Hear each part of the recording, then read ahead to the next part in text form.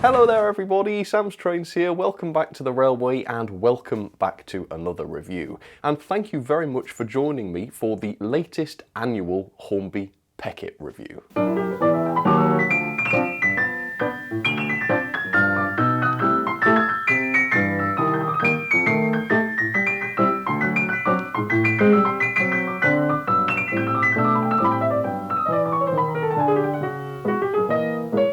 Many times I have promised myself that I have reviewed my last Hornby Peckett, but the problem is Hornby keep releasing new ones. They keep releasing special edition Pecketts, new Pecketts in nice liveries, and I just can't help buying them from time to time. So we might as well all accept that this is another Peckett yet again. We might as well accept that it's probably not going to be the last, but I will make a promise to you that I will keep it to a maximum of one Peckett every year, just for all of our sanities. Having said that, I do think you'll be interested to see this one because it is very lovely. So today's Peckett is this. It's a beautiful maroon Peckett and this one is called Daphne. And thanks to the beautiful livery on this loco, I really do think this is the nicest Hornby Peckett I've ever looked at. And also, thanks to Hornby's recent price increases, it's also the most expensive Hornby Peckett I've ever looked at. It's more than I paid for the B2, that's the larger 060 version, and it's even £5 more than I paid for the 2021 Hornby Centenary Peckett, which included the lovely but infinitely useless misshapen coffee cup coaster builder's plate thing. So the latest RRP for this locomotive is £127.49 and I bought mine from D-Rails Models for around £115. So seems like quite a lot of money now, given that this model is getting on in years, and also given that Dapol have just announced a Hawthorne Leslie 040 looks quite similar to the Peckett and it's going to be available for just £99. But maybe Hornby have done some upgrades, maybe this Peckett is better than ever before, so it's well worth taking a look. And if you're interested in picking one of these locos up for yourself, I will include some affiliate links down in the description for you. So the nicest Hornby Peckett, possibly the nicest Hornby Peckett I've ever looked at, let's get it out and let's see what it's like. Expensive or not though, most of you will know that the Hornby Pecketts are excellent. They're very well detailed, they look fantastic, and in my experience at least, they've always run very well. So there's a good chance that I'm really going to enjoy today, and I hope you do as well, of course. So more specifically then, let me show you the end of the box, show you which one I've got. So mine is R3702, it is a Peckett W4 Titherington Stone Daphne, and this is a DCC ready model and I think it has a 6-pin socket on the inside. Let me show you the back of the box. So this is classified as the W4 Peckett, and here's a brief history of the thing in real life, so pause and read that if you'd like to. There's also a specific section at the bottom about this locomotive in real life. But I still haven't seen this thing in the flesh yet, so let's get this out of the box and let's see if the livery is as nice as it looked on some of the photos. Let's see. Are you ready? Let's push this thing out. Oh my goodness. Hang on, look. It actually looks so much better than it does on the front of the box. It almost looks, I don't know, a little bit purpley or pinky on the front of the box. In reality, it's a very sort of rich red colour with crisp golden lining. Looks way better than it does on the front of the box. So that's a nice surprise, and the finish looks excellent as well. Wow, this is really exciting. Let's pull this thing out. So how about that for a bit of an old switcheroozy? Occasionally I've found that Hornby Loco boxes show locos looking better than they really are. Well, in this case it is the real model itself that is the better of the two. Anyway, instructions, Peckett W4, operating and maintenance.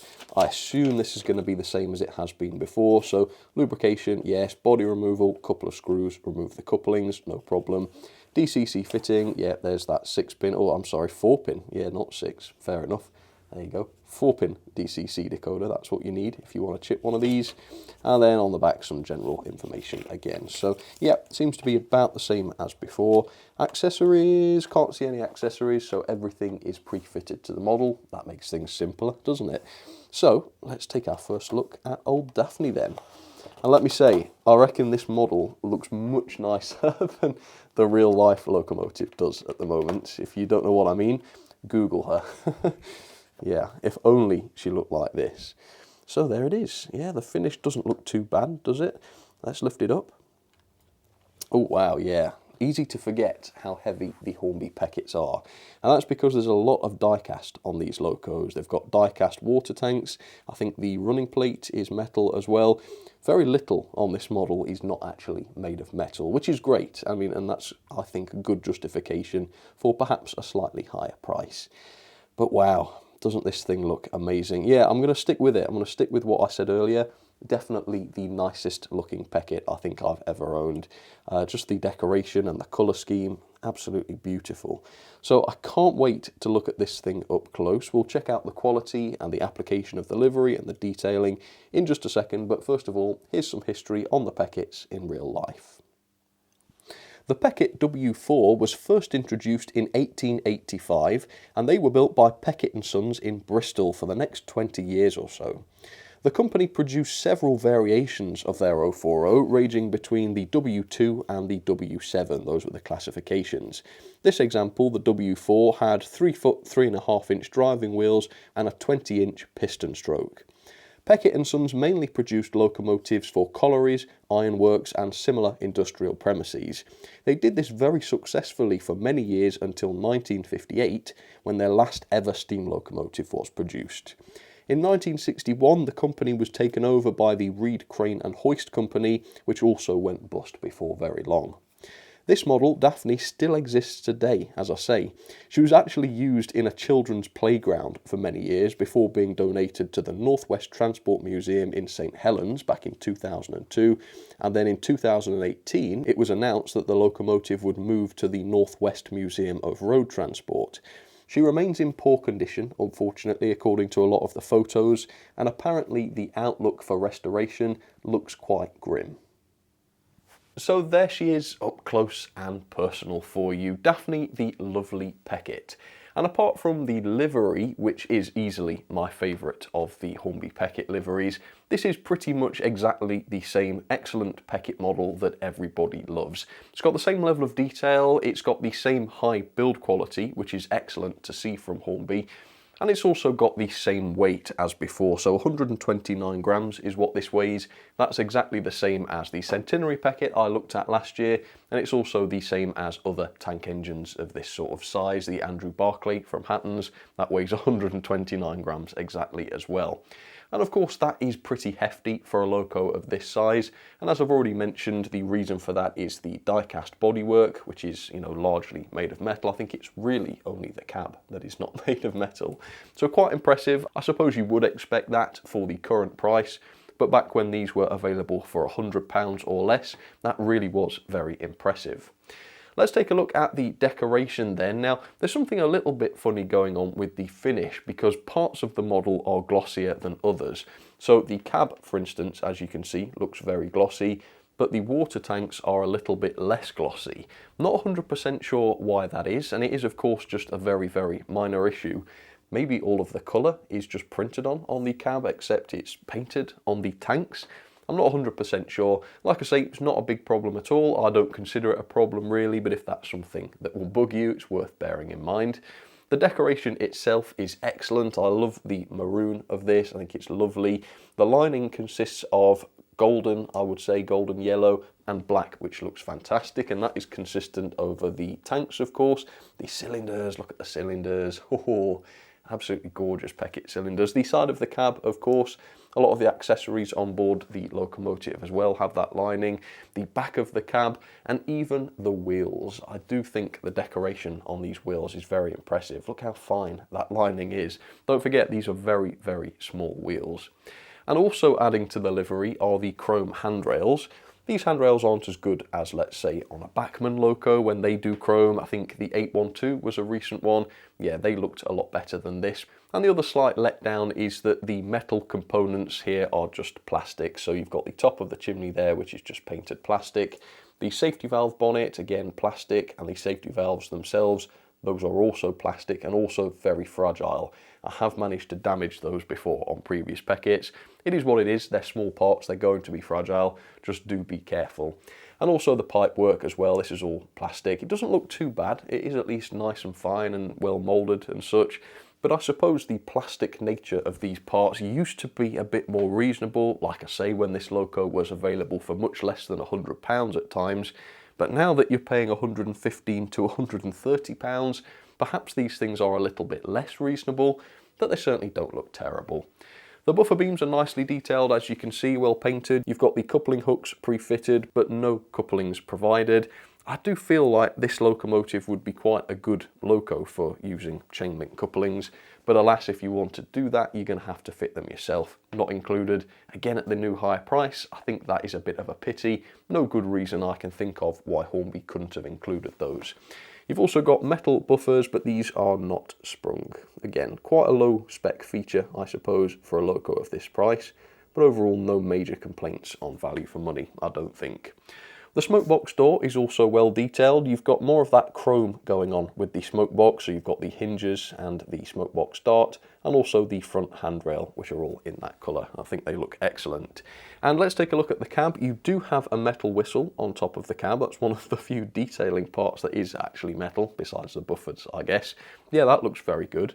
The glazing on the cab windows is fantastic as well. Look at the golden coloured window frames there, absolutely beautiful. And the cab detail itself is really quite good. You've got a lot of separately fitted parts inside there. All of the pipe work is represented, and you've got the little taps which are painted red. Yeah, generally it's a good cab. You've got the cream back wall of the cab as well, which is great. Except the glazing piece is not that realistic. As you can see, it bridges between the two windows on the interior, which is not that realistic, but it does have a gauge painted onto it, which looks all right. Generally though, yeah, it's not too bad a cab. And that's pretty much it. Yeah, lovely, lovely loco. Still one of my favourite models. It's unfortunate that they are so much more expensive now, especially given that you would think that the tooling cost should have been well covered by now, because Hornby have released a lot of these Pecketts over quite a lot of years, and yet the prices go up and up. So that's unfortunate, but the good news is the models are still great. The build quality is high. You'll have noticed while we've been looking at this that there's no visible glue, no parts on the wonk that I've noticed, and that's very, very good to see. So you do certainly get what you pay for, I'm not going to deny that. But how is the performance? How is the mechanism? We'll take a look at all of that in just a second. So there she is down onto the track, and I really do love this a lot. Isn't it gorgeous? So the first performance test has already been conducted and filmed, so I'll show you that shortly without spoiling what happened for the moment. And now I want to talk a little bit about the mechanism and the insides, I guess, of this loco, which is overall pretty good. So, loco's got all-wheel pickup, as you might expect, but as you can see, the pickups are nice and long, which gives them a good amount of spring, which ensures good contact with the loco wheels, absolutely essential given the wheelbase and the number of wheels here. The base keeper plate is held in place with just 2 screws. The electrical contact to it is spring-loaded, as you can see, which means you can pull the base keeper plate up away from the loco to clean and service the pickups. So very accessible, very serviceable, that's awesome. The driving wheels have proper bearings on them, great quality feature, absolutely. And it is just one axle that is driven, so it's nice and simple, not over-engineered. Body removal is fairly simple as well, just 2 screws remove the body. You do of course have to remove one of the couplings to get access to one of those screws, but still not a big deal. And here is the chassis. It is a cosy chassis, not a lot of space to play with here, but it does seem to be well designed. And now that the body is off, you can see there's quite a bit of detail that you couldn't really see with the body on, including these suspension springs. It's very cool.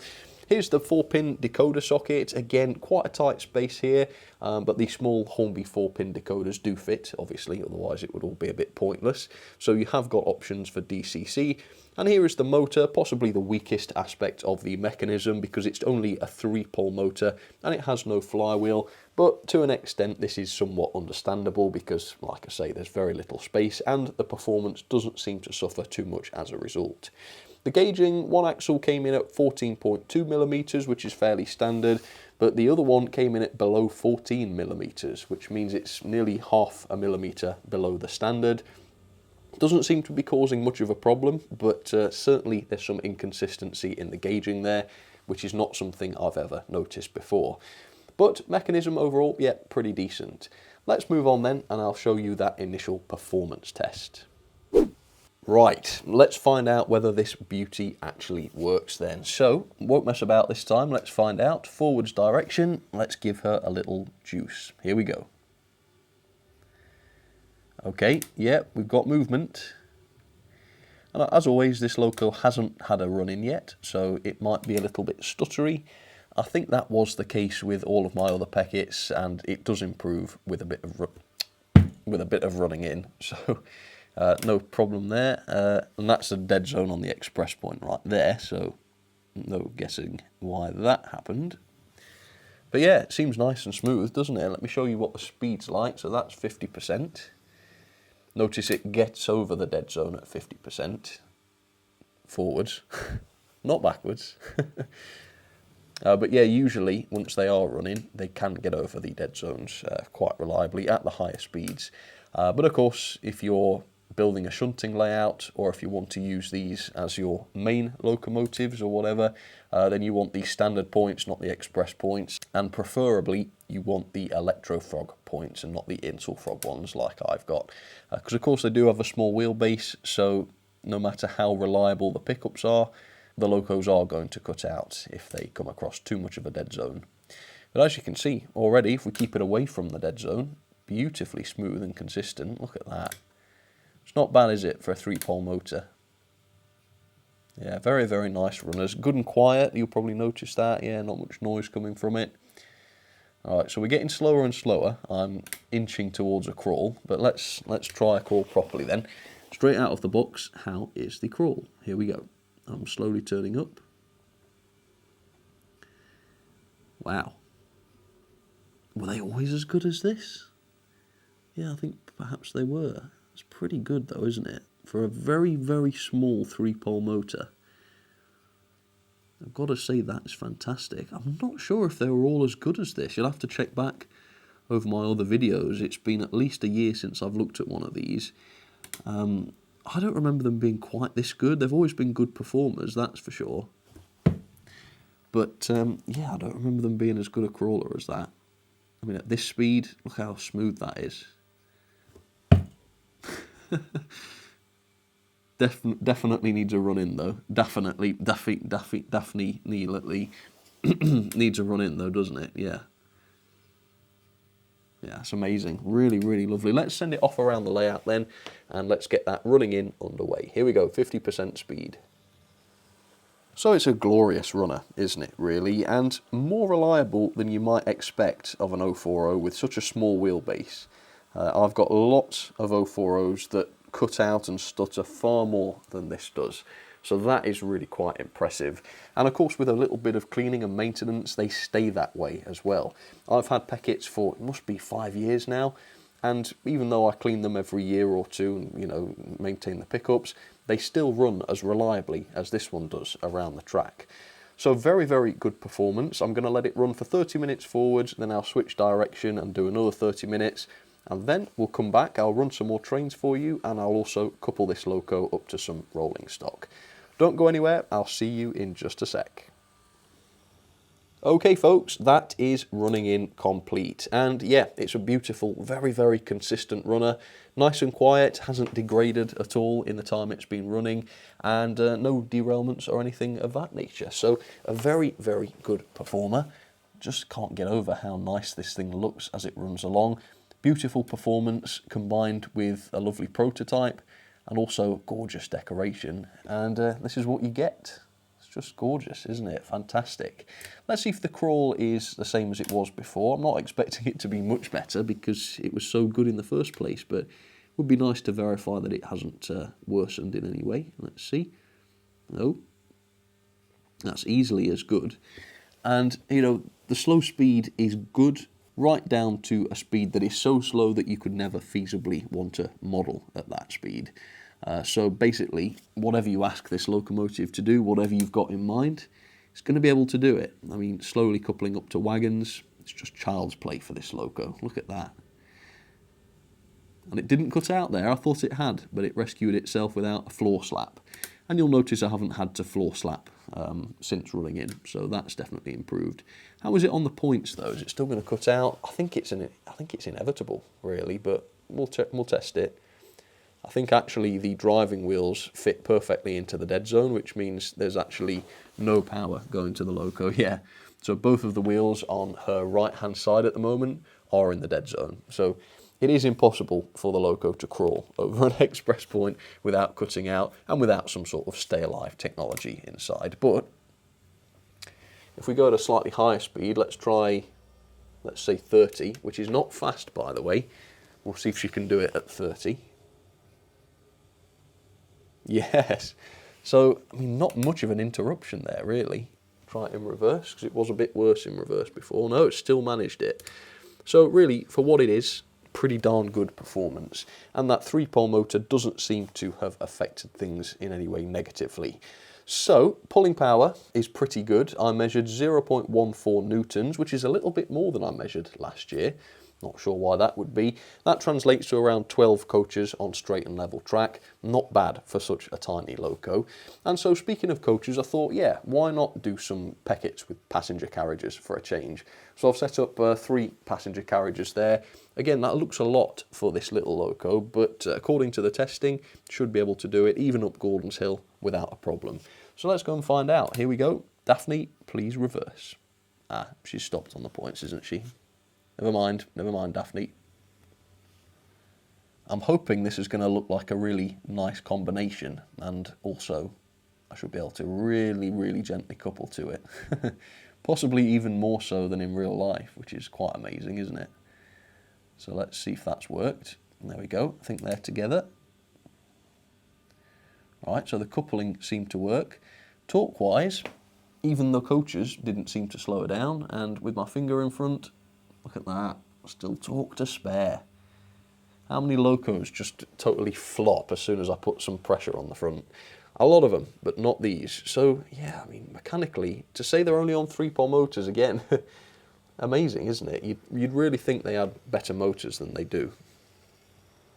So carrying on with that theme of Pecketts with passenger carriages, I've got another Peckett on the middle line. This is last year's Peckett, this is the Centenary Peckett. Be interesting to see if this still manages on the points okay. Oh, a little bit of a stop there, but it's okay. So this one's going, well, cab first, I guess, with some Pullmans. A Peckett with Pullmans. And then on the inside line, I've got my leaf green Peckett with some Southern coaches. And the theme on the sidings today is 040 tank engines. So see if you can spot the odd one out to that rule, and the first comment that correctly identifies the odd one out will be pinned. So let's catch up with Daphne, see how she's getting on. And as you can see, she's getting on beautifully well. She's hauling these coaches as though she's coupled up to nothing. So again, that torque and the performance just absolutely amazing.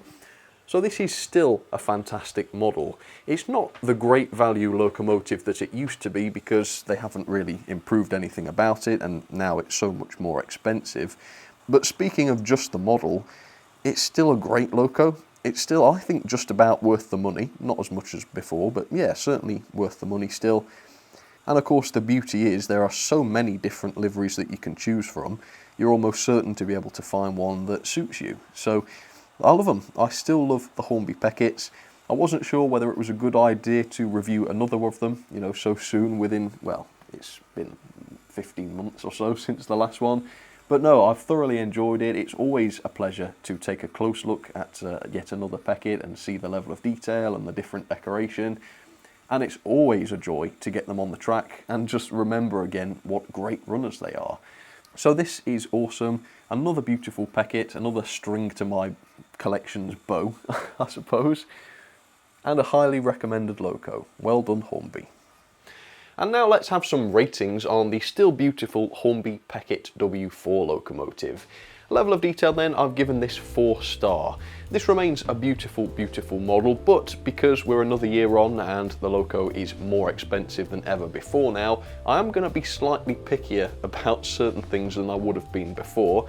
But generally, yeah, beautiful model, excellent decoration, high level of detail, lots of intricacy on both the body and the chassis. Very, very good indeed. No sprung buffers, I suppose that's understandable. Would have been quite difficult to make them sprung on this model, but still, that's a feature that this loco doesn't have. Metal detailing, I think a metal top of the chimney, metal safety valve, bonnet, pipe work and such, they would definitely look better for sure. And also a screw or chain link coupling for the front and back buffer beams would have been a really nice inclusion, again particularly at this price. But overall, yeah, great looking loco, still a good level of detail.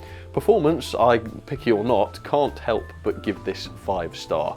Great crawl, even though it's only got a 3-pole motor, very, very good low speed performance. Nice and smooth, goes at a good speed, not too fast, not too slow, and it's pretty reliable even over points. Quite nasty to put it over express points, but it handles the challenge really quite nicely. Pulling power then is really quite remarkable for this size of locomotive. Definitely helped of course by the die-cast nature of the loco body and the weight of 129 grams. So 12 coaches, not too bad. It's even more in fact than the last one I tested. I suppose there's a slight margin for error in the way I test it, but yeah, absolutely fine for what these locos are supposed to do. Mechanism, I've given 4-star. Really, this is a great mechanism. It's very, very serviceable, as you've seen. Pickups on all of the wheels, proper turned metal bearings on the axles, single driven axle, and a good quality motor. It's only a 3-pole motor without a flywheel, and that's why it loses 1 mark here. But honestly, it doesn't make that much of a difference, does it? The performance is still good, so it loses 1 star, but I guess that is quite harsh even. The quality then, again, great quality loco. The build quality on this is pretty much the best I've seen from Hornby, and it seemed quite consistent as well. All of the Hornby Peckets have been like this. No glue marks, everything fitted straight, nice crisp decoration. Can't ask for much more on quality, except for some more metal details, because the plastic ones just don't look that great, but also of course they are a little bit more flimsy because they're made of plastic and not metal. So a bit more metal work, particularly at this price, would have been a 5-star on quality easily. Value for money then, these locos did used to be available for less than £100. Now though, the RRP is £127.49. and at the retailers it's available for £115. Now this increase in price goes above and beyond what you would expect due to inflation, so no inflation comments, thank you. I think this is still a fair value model, but of course it's not the great value that it used to be, so I've given it a middle of the road 2.5 star. Overall, that is still a great score of 7.93 out of 10. Let's pop that into the logbook. And there it is in 7th place above the GP40, which had the same score incidentally, and below the Bachmann V2. Can still highly recommend this loco, still worth the money just about, I would say, to a lesser extent than before, but certainly a decent model to buy, no doubt about that. And if you would like to do that, I'll pop some affiliate links down in the description for you.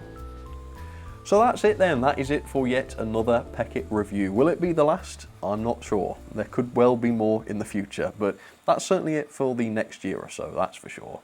Anyway, thank you very much for watching. I hope you've enjoyed seeing yet another Hornby Peckett.